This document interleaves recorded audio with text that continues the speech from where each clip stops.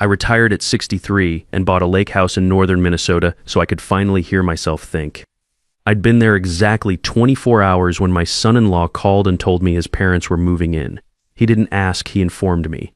That was his first mistake. My name is Leonard Whitfield, 37 years as a structural engineer. I know how things fail. I also know how to build something that won't. The day I signed the papers, I sat across from Patricia Aldridge in her office and wrote my name on every document with the same steady hand I'd used on 37 years of load calculations. $220,000. Every dollar came from brown bag lunches eaten at my desk, skipped vacations, and Saturday mornings spent working while everyone else slept in. Patricia shook my hand and said I was now the owner of one of the finest properties on Lake Vermilion. I thanked her, collected the keys, and felt them solid in my palm the whole drive north. The roads got narrower and quieter the further I went. Highway turned into county road turned into gravel.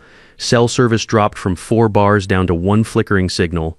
I stopped at a bait shop outside of Tower and picked up coffee, eggs, bread, and butter. The woman at the register asked if I was visiting. Living, I told her. She smiled like I'd said the right thing. When the lake finally came through the trees, I pulled over and cut the engine. A great blue heron was standing at the water's edge, still as a fence post. The only sounds were wind in the pines and water against the shore. I sat there for 5 minutes just breathing. No car alarms, no jackhammers, no neighbor's TV bleeding through the wall. Just quiet, real quiet. The kind you forget exists after 30 years in the city. The cabin was exactly what the photos promised. Cedar logs, stone fireplace climbing the north wall, wide windows facing the lake. 3 bedrooms that felt like a luxury after decades in city apartments. I unpacked the way I always approached a new project, methodically, deliberately. Everything in its proper place. Tools hung on the pegboard in the garage. Books arranged on the built-in shelves. Coffee maker on the counter where the morning light would hit it first.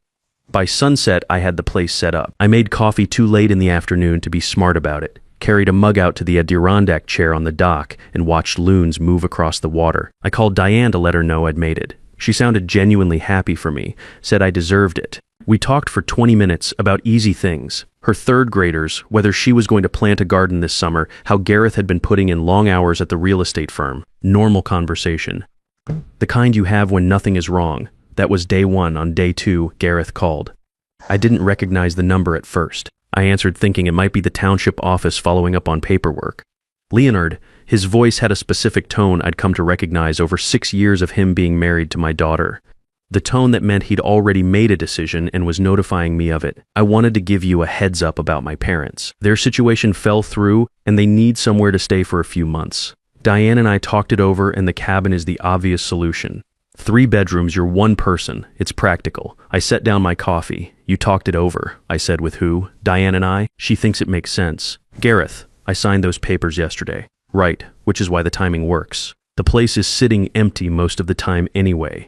There was a pause and then his voice shifted slightly. My dad has some health issues. They need somewhere quiet and clean.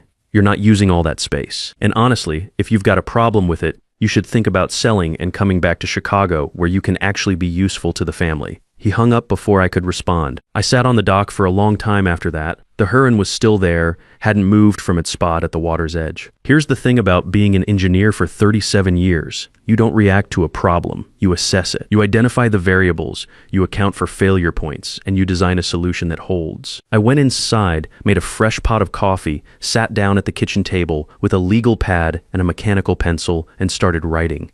I didn't sleep much that night. That was fine. I had work to do. First thing the next morning I made 3 phone calls. The first was to the Lake Vermilion Township office. I asked about regulations for long-term occupants and what was required to register additional residents on a property. The clerk explained the rules patiently. Any occupant staying longer than 30 days needed to be registered for emergency purposes, fire response, medical.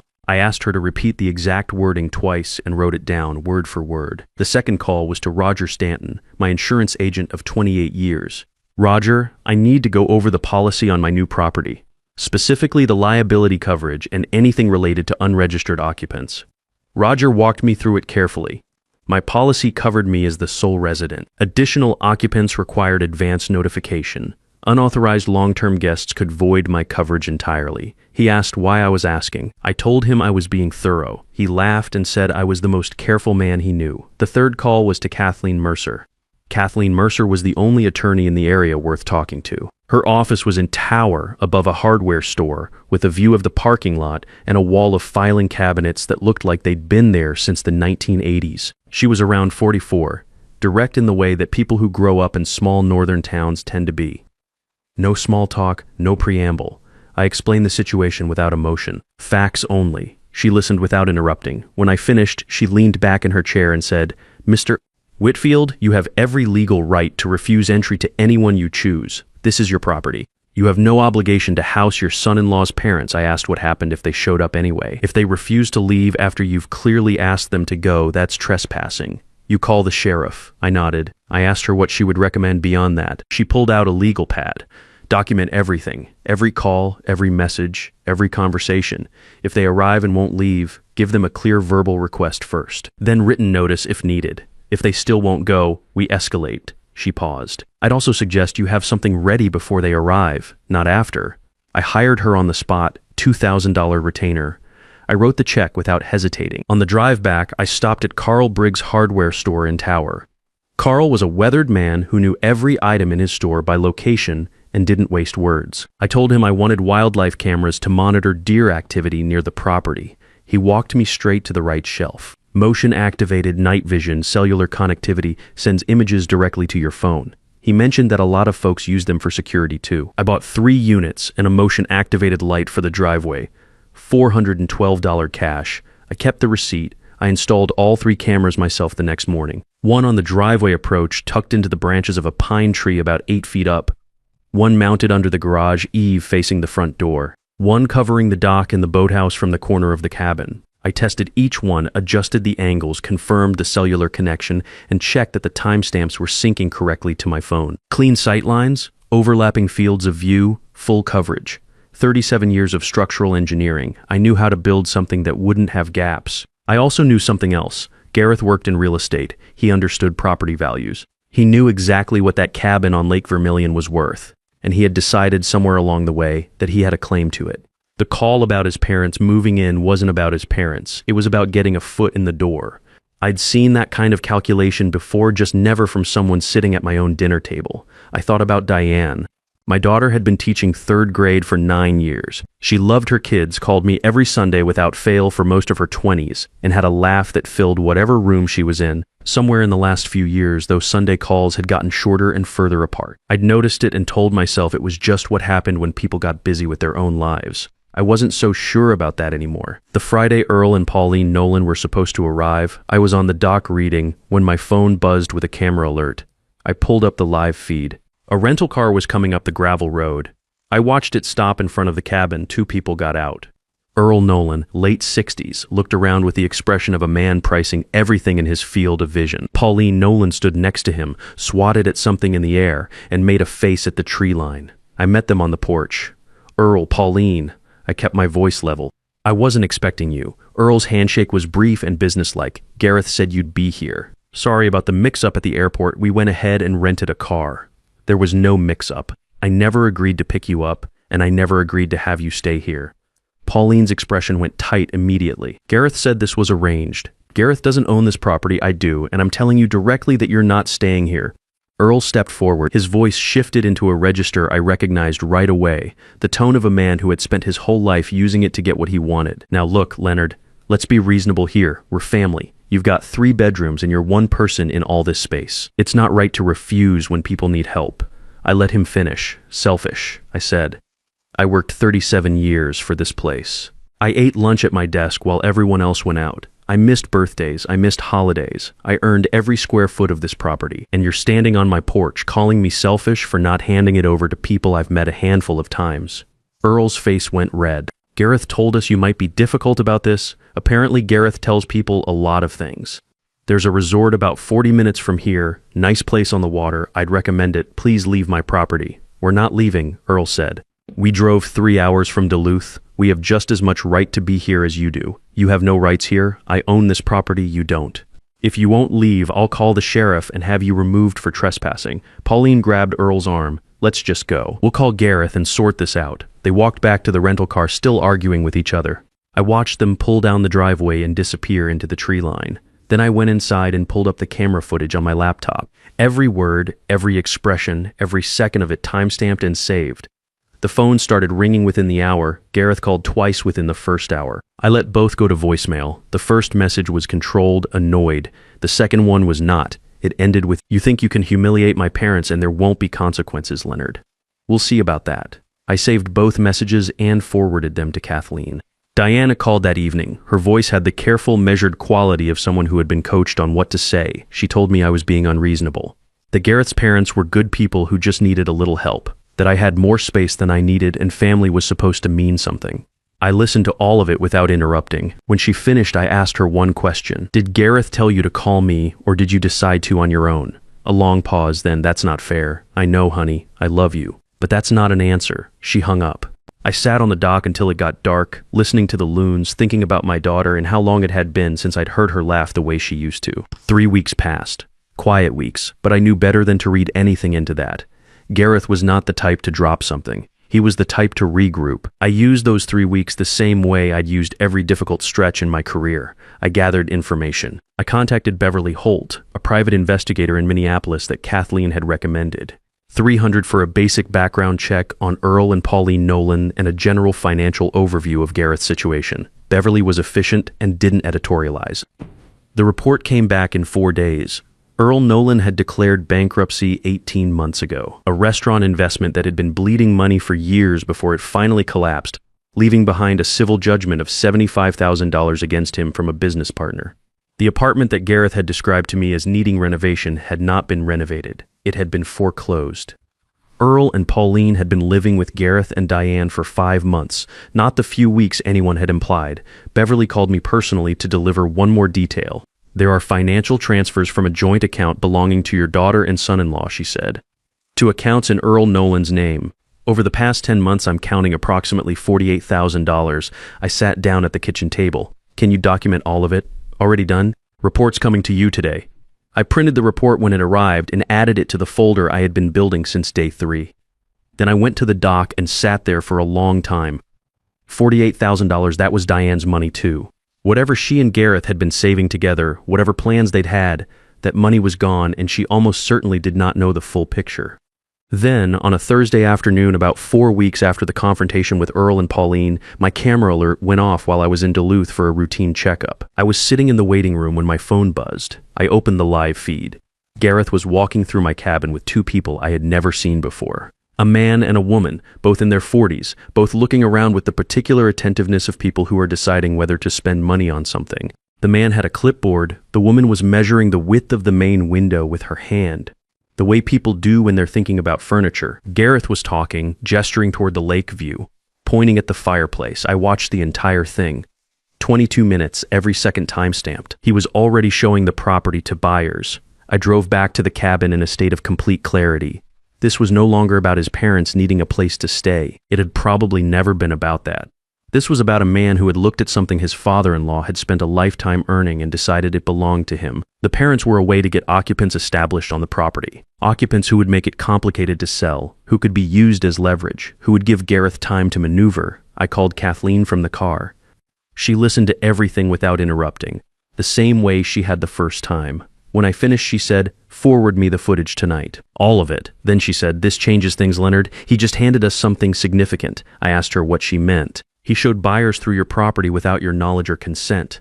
That's a real problem for him professionally and legally. We're going to use it." That night, I sat at the kitchen table with a second cup of coffee I didn't need and thought about how to approach what I knew I had to do next. I had a folder full of documentation. I had footage. I had a lawyer who knew exactly what to do with all of it.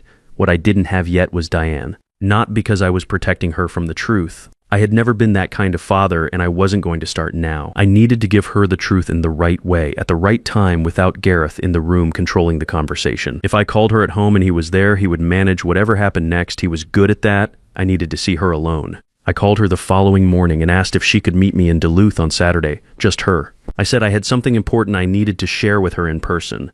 She went quiet for a moment, then she said she would be there. We met at a diner near the Duluth harbor on a gray Saturday morning. Diane was already there when I arrived, sitting in a corner booth with her hands wrapped around a coffee mug. She looked tired in a way that had nothing to do with the drive up.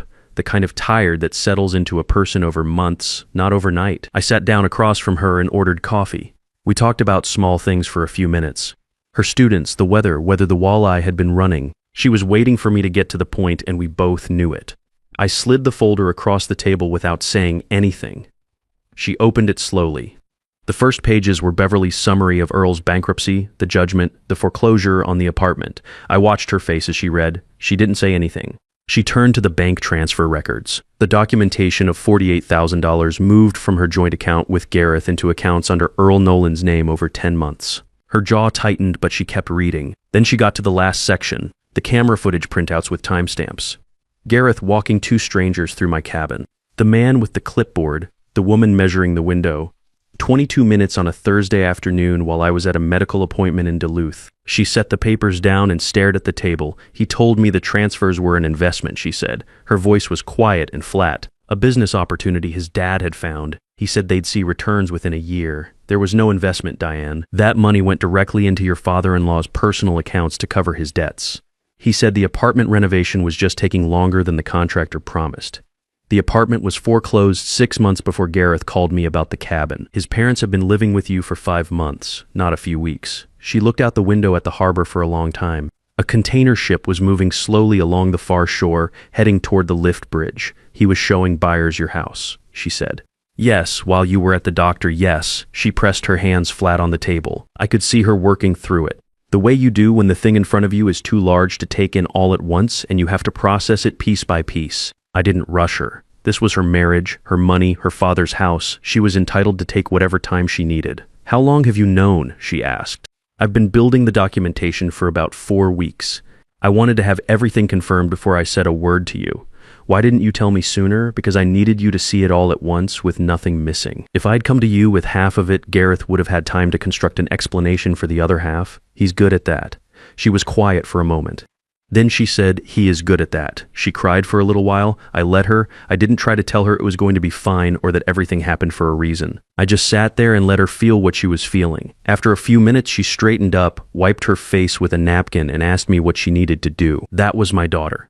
That had always been my daughter. I told her to call a family law attorney before she went home.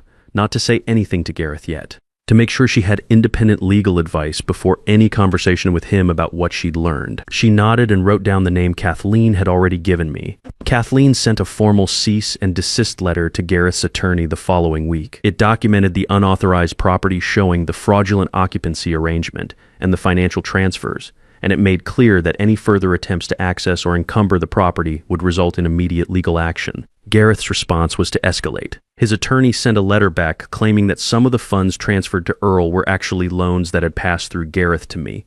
Money I supposedly owed the family for unspecified support over the years. Based on this fiction, the letter claimed Gareth held a partial ownership interest in the cabin and intended to assert that interest in court. It was fabricated from start to finish, but his attorney was willing to file it, and filing it would mean months of legal proceedings designed to cost me time and money until I gave up. Around the same time, a letter arrived from the Minnesota Department of Human Services. An anonymous complaint had been filed claiming I was showing signs of cognitive decline and living in unsafe conditions. The letter requested a home visit to assess my situation. I called Kathleen immediately. She told me this was a known tactic, that family members sometimes used adult protective services as a pressure tool against elderly relatives who wouldn't cooperate. She told me to stay calm, let the investigation proceed, and document everything. I called Beverly Holt next and asked her to expand the scope of her work to include Gareth's full financial picture, employment history, and any prior legal activity. This is escalating, she said. I know, I said. So am I. Beverly's second report arrived 8 days later. It was thorough in the way that only bad news tends to be. Gareth had 3 active complaints filed against him with the Minnesota Department of Commerce, which licenses real estate agents. 2 were from clients who claimed he had misrepresented property values. The third was from a seller who said Gareth had collected a deposit and failed to disclose a known structural issue. None had resulted in formal discipline yet, but they were on record. More importantly, Beverly had found 2 additional bank accounts in Gareth's name that Diane did not know existed. Between them, another $31,000 had moved through over the past 14 months. Some of it traced back to the joint account. Some of it came from a line of credit opened in Diane's name without her knowledge. I read that last part twice. A line of credit in Diane's name, opened without her knowledge. That was not a man trying to help his parents through a hard stretch. That was a man systematically dismantling his wife's financial life while keeping her too busy and too confused to notice. I sent the report to Kathleen the same evening. A social worker named Shirley Pond knocked on my cabin door 2 days later. She was professional and straightforward, introduced herself clearly, explained the nature of the complaint, and asked if she could come in. I gave her a full tour of the property, organized files on the desk, tools properly stored in the garage, pantry stocked, nothing out of place. I made coffee and answered every question she asked clearly and directly. When she asked whether there was any family conflict that might have prompted the report, I told her exactly what had happened and gave her copies of the relevant documentation. Shirley took notes without reacting. Before she left, she told me that the complaint contained specific details about my daily routine that suggested the filer had recent first-hand knowledge of the property, and that it had been submitted anonymously from an IP address registered to a Chicago internet provider. Gareth had overplayed his hand. The investigation closed 12 days later. Finding unfounded. The same week Shirley's report came through, Diane called Gareth's attorney directly. She told him that if Gareth proceeded with the fabricated ownership claim against my property, she would provide full testimony about every fraudulent transfer, every hidden account, the forged line of credit, and the 22 minutes of time-stamped footage showing her husband conducting an unauthorized property showing at her father's home. Gareth's attorney dropped him as a client the following day.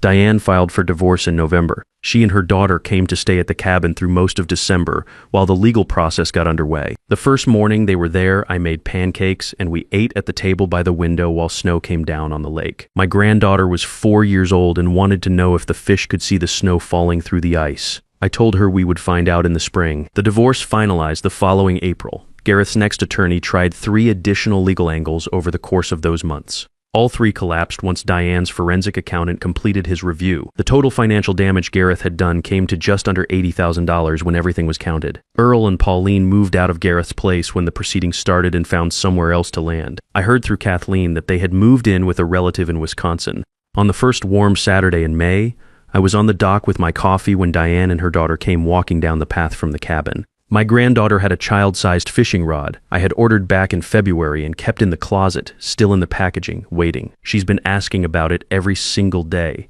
Diane said. We spent the whole afternoon out there. I showed her how to bait the hook, how to cast without tangling the line, how to watch the water and wait. She was not particularly good at it. She got the line caught in itself twice and dropped a worm once, and laughed both times like it was the funniest thing that had ever happened. Then she asked to try again. Just before sunset, the loon started calling across the water. My granddaughter looked up from her rod with wide eyes. Grandpa, what's that sound? That's a loon, I said. They live here. She thought about it for a second. Do they know it's their house? I looked out at the lake. Yeah, I said, they know. Gareth had wanted to sell this place. He had stood in my living room with strangers and a clipboard and believed he had it figured out. Instead, my granddaughter was learning to fish off the dock where I had sat the night everything started, and the loons were calling the same as they always had. I worked 37 years for this. I said no when everyone expected yes. I chose truth over easy silence. And I protected what was mine, not just the property, but my daughter and the life I had built. If someone in your life is telling you that what you earn does not belong to you, that standing your ground makes you selfish, that keeping what you worked for is somehow unkind, do not believe them. Document everything. Get a lawyer, and do not move. If this story hit close to home, leave a comment below. I read everyone, and if you know someone who needs to hear it, share it with them.